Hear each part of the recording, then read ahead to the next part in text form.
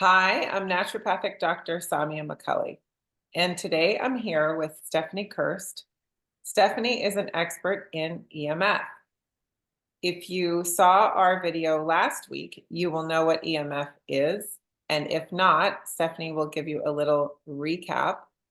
We have decided to do a series of videos to talk about different symptoms that EMF can either cause or contribute to.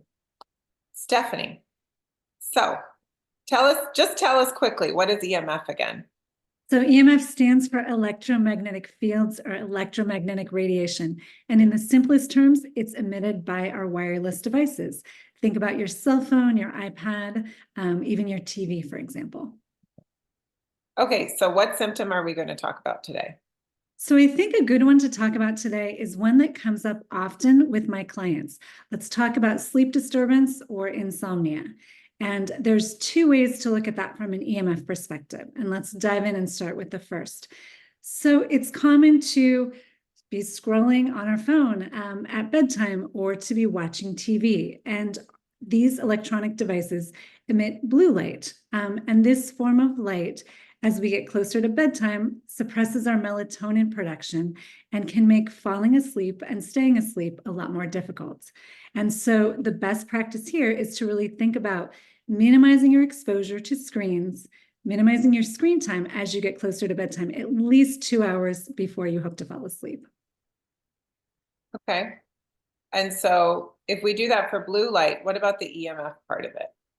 Yes, and that's another one. And some people will say, hey, how do I know if I'm EMF sensitive? Or how do I know if it affects me?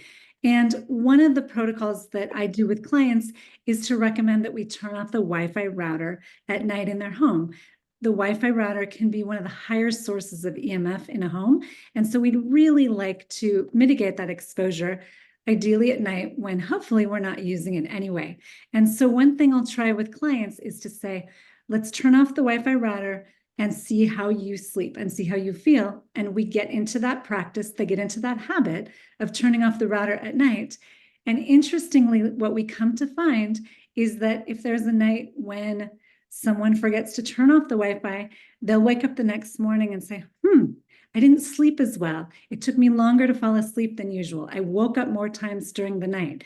So looking at blue light exposure and also simply straight EMF exposure from wireless devices are two ways that we can promote healthier sleep. Okay, I have one quick question before we go. So I know that I have a lot of things to do every day, and I don't know how I would remember to turn off the Wi-Fi router. What would be an easy solution to that? There are inexpensive timers available that you can purchase online or from a hardware store, and you can set it. So perhaps the Wi-Fi, even if it goes off at midnight and comes back on at 5 a.m., whatever hours most of the household is asleep, you can set the timer. So as I like to say, you can set it and forget it. And that's one of the easiest ways to achieve this. Oh, great. Thank you. I think I'm going to try that. So just to give a little teaser, what are we going to talk about next time? Let's talk about headaches. That's a really common symptom that I come across in working with clients. So let's take a deep dive into headaches. Sounds good. I'll see you next time. Sounds good.